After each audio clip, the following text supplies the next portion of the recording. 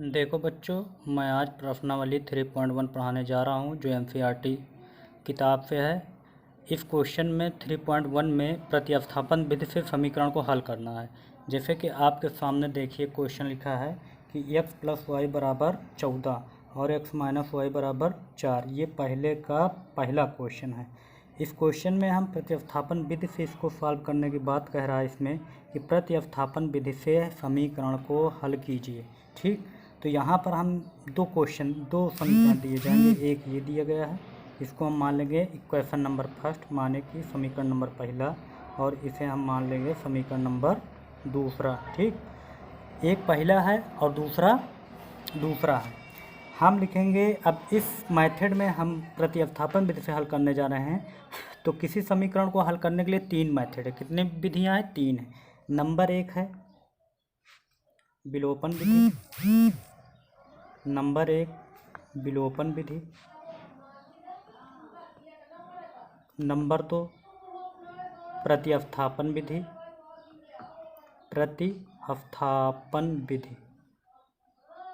और नंबर तीन ब्रिज गुणनखंड विधि। कौन सी विधि? ब्रिज गुणनखंड विधि। ब्रिज गुणनखंड विधि।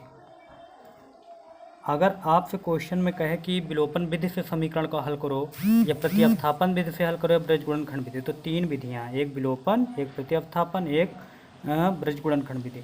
तो आप प्रतिस्थापन विधि से, इसमें क्वेश्चन लिखा कि प्रतिस्थापन विधि से समीकरण हल कीजिए, तो हमें कौन सी विधि अपनानी है? सेकंड नंबर प्रतिस्थापन विधि। और क्वेश्चन में अगर प्रतिस्थापन विधि नहीं कह रहा तो हम सदैव कौन सी विधि लगाते हैं? हम लगाते हैं विलोपन विधि। कौन सा विधि? विलोपन विधि, क्योंकि सबसे इजी विलोपन विधि है। सबसे इजी कौन सी विधि है? विलोपन विधि। तो देखिए क्वेश्चन नंबर पहला हमारे पास है।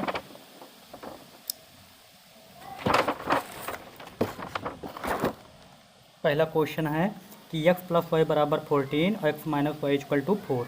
अब x प्लस वाई बराबर 14, x माइनस 4y बराबर 4 को हमें कौन सी विधि से हल करना है? प्रतिस्थापन विधि। तो लिखेंगे सबसे पहले हम समीकरण नंबर एक से। समीकरण एक से। अब समीकरण एक से ध्यान दो, समीकरण एक से हम एक को नोट कर लेंगे। क्या नोट करेंगे कि x plus y equal to कितना? 14 के। अब हम x को रहने देंगे इस साइड में, x को सिंगल कर लेंगे और उस साइड में हम भेज देंगे y को। तो कहने का मतलब क्या हुआ कि x इक्वल टू 14 माइनस के y। x इक्वल टू कितना? 14 माइनस के y। अब हम क्या लिखेंगे? x का मान, जो ये x का मान आया है, ये वाला x का मान समीकरण दो में प्रतिस्थापित करने पर, समझ रहे हो ना? अगर हम समीकरण एक लिए हैं तो हम दो में प्रतिस्थापित करेंगे, अगर दो लेंगे इस जगह पे तो हम एक में प्रतिस्थापित करेंगे। समझ में आई बात? हम एक लेंगे तो दो में प्रतिस्थापित करेंगे, अगर दो लेंगे तो एक में प्रतिस्थापित करेंगे। तो लिख दिए कि x का मान समीकरण दो में प्रतिस्थापित करने पर। ठीक, हम दो को अब नोट कर लेंगे। दो क्या है हमारा? ये है x माइनस वाई बराबर 4। तो लिखेंगे x माइनस वाई बराबर के 4।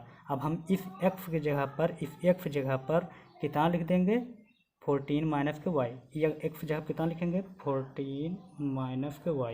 ये क्लोज कर दिए ब्रैकेट के अंदर, माइनस ये y ऑलरेडी पहले दिया, y लिख देंगे बराबर के 4। ठीक, अब हम क्या करेंगे आगे हम ये करेंगे कि हम इस ब्रैकेट को ओपन कर लेंगे, x माइनस वाई और ये माइनस के y इक्वल टू के 4। ठीक, 14 का हम 14 लिखा रहेंगे। y में y जुड़ जाए, क्यों जुड़ जाए? क्योंकि ये माइनस तो जुड़ के माइनस के कितना हो जाएगा? 2y बराबर कितना होगा?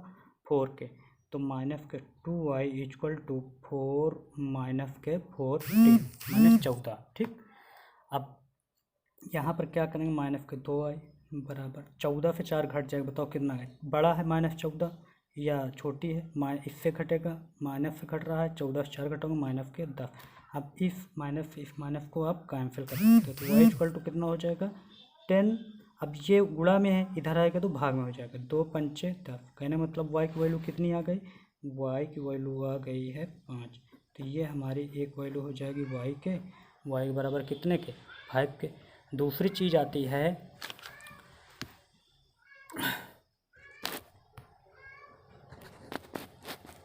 अब हमें दूसरा अब इस y की जो वैल्यू आई है, y की वैल्यू कितनी आई है, 5 आई है।